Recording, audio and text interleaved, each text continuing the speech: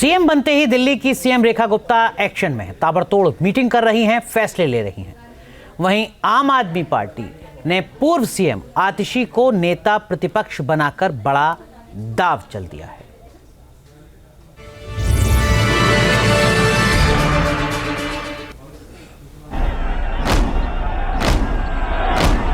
आरंभ है प्रचंड बोल मस्तकों के झुंड, आज जंग की घड़ी। मैं रेखा गुप्ता ईश्वर की शपथ लेती हूँ कि मैं विधि द्वारा स्थापित भारत के संविधान के प्रति सच्ची श्रद्धा और निष्ठा रखूंगी।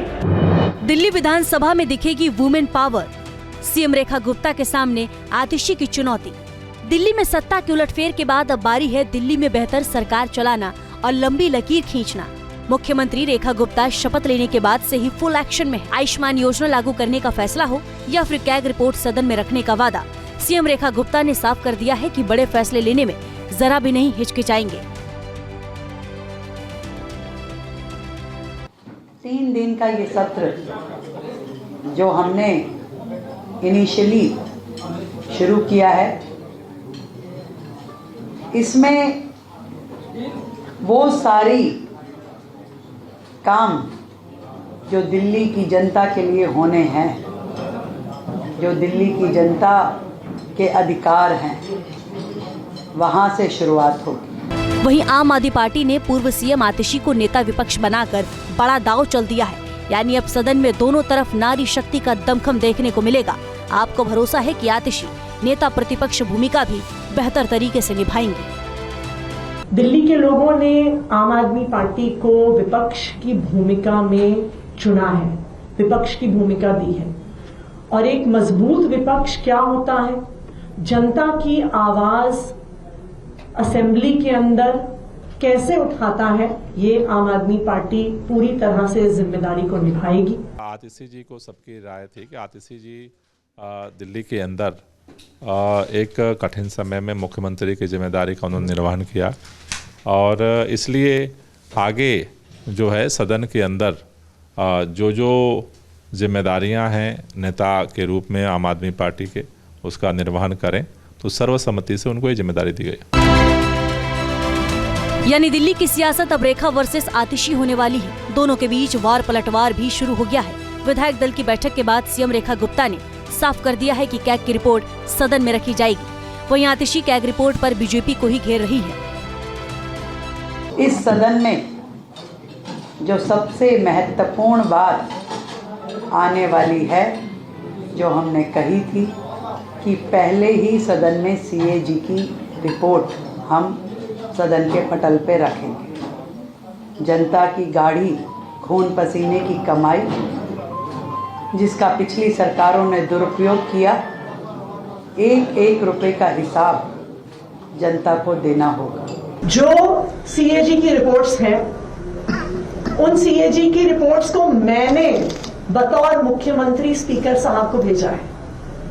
तो ये जो फैलाया जा रहा है कि भारतीय जनता पार्टी ने निर्णय लिया है, ये सीएजी रिपोर्ट्स चुनाव से पहले ही दिल्ली विधानसभा एक सील्ड एनवेलप में चली गई थी। ये सीएजी रिपोर्ट्स पहले हाउस में प्रस्तुत होनी की थी। तो इसलिए भारतीय जनता पार्टी जो ये भ्रम फैलाने की कोशिश कर रही है कि उन्होंने फैसला लिया है, वो रिपोर्ट्स प्रस्तुत करेंगे, ये बिल्कुल भ्रामक है। आतिशी सबसे ज्यादा चोट बीजेपी के उस वादे पर कर रही है जिसमें महिलाओं को 2500 देने का वादा किया गया था। इस मुद्दे पर सीएम रेखा गुप्ता भी आप सरकार पर हमलावर हैं। उनका कहना है कि पिछली सरकार ने खजाना खाली कर दिया, लेकिन महिला समृद्धि योजना 1000% लागू की जाएगी। जो स्थिति सरकार ने हमारे सामने छोड़ी है, जब हम अधिकारियों के साथ बैठ कर के आज की सरकार का फाइनेंशियल स्टेटस देखते हैं, तो सारे के सारे सरकारी खजाने खाली दिखाई देते हैं।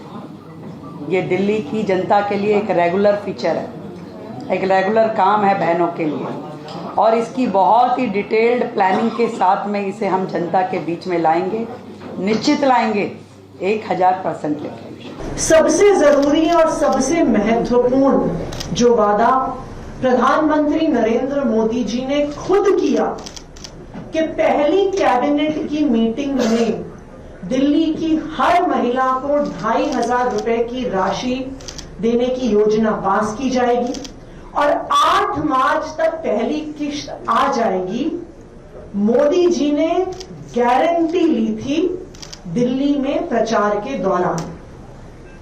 पहली कैबिनेट की मीटिंग हो गई, लेकिन उसमें 2,500 की स्कीम पास नहीं हुई। दिल्ली की सियासत क्या रंग लेने वाली है, इसकी तस्वीर अभी से नजर आने लगी है। सवाल है कि आखिर नई नवेली सीएम रेखा गुप्ता आतिशी की चुनौती से कैसे निपटेंगी। रेखा गुप्ता दिल्ली विधानसभा के लिए नई जरूर है, लेकिन उन्हें विधायी कामकाज का अच्छा खासा अनुभव है। वह 3 बार पार्षद रह चुकी हैं, जिसमें 2 बार तो उन्हें सत्ता चलाने का अनुभव भी है। जानकारों का मानना है कि आक्रामकता में वह आतिशी से कहीं से कमतर नहीं है। आतिशी भी लगातार अपनी आक्रामकता के लिए जानी जाती रही है। बीजेपी की सरकार बनते ही उन्होंने मोर्चा संभाल लिया है। यही वजह है कि केजरीवाल की पार्टी ने बीजेपी को घेरने के लिए आतिशी को सबसे अच्छा विकल्प माना है। रेखा गुप्ता पर निश्चित तौर पर चुनाव में किए वादे को पूरा करने का दबाव होगा, लेकिन आतिशी पर भी आम आदमी पार्टी की पिछली सरकार के दौरान हुए भ्रष्टाचार के आरोपों पर जवाब देने की जिम्मेदारी होगी। देखना होगा कि दोनों अपनी अपनी भूमिकाओं में कितनी फिट बैठती हैं, कौन किस पर भारी पड़ता है। Team news nation. News nation अब व्हाट्सएप पर खबरों की ताजा अपडेट के लिए न्यूज नेशन के इस QR कोड को स्कैन करें।